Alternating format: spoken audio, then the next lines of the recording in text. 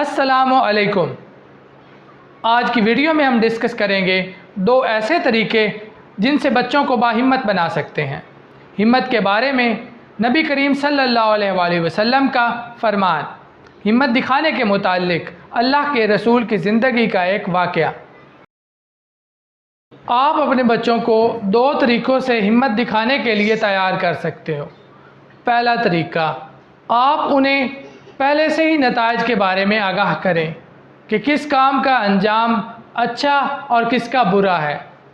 مثال کے طور پر سگریٹ پینا، چوری کرنا، لڑائی کرنا، ان کا انجام ہمیشہ برا ہے، اور اگر آپ کسی غریب کی مدد کرتے ہیں، کسی غلط کام میں کسی کا ساتھ نہیں دیتے، تو اس کا انجام ہمیشہ اچھا ہے۔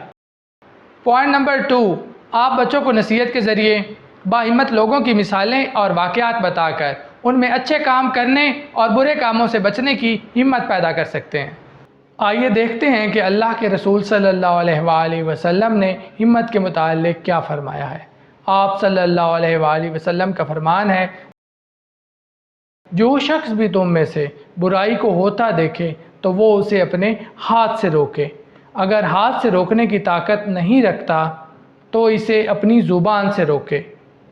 اگر اس کی طاقت بھی نہیں رکھتا تو دل سے اسے برا جانے، اور یہ ایمان کا کمزور ترین درجہ ہے۔ اب ہم آپ کے ساتھ نبی کریم صلی اللہ علیہ وآلہ وسلم کی زندگی کا ایک واقعہ شیئر کرتے ہیں۔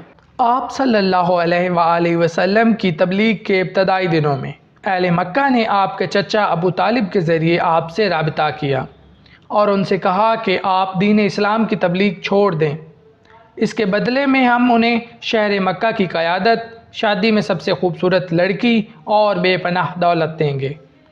آپ صلی اللہ علیہ وآلہ وسلم نے ان تمام پیشکشوں کو ٹھکراتے ہوئے فرمایا، جس کا مفہوم یہ ہے، میرے پیارے چچا جان، اگر وہ سورج کو میرے داہنے ہاتھ میں اور چاند کو بائیں ہاتھ میں رکھ دیں تب بھی میں اللہ کی وحدانیت کے اعلان کو نہیں چھوڑوں گا۔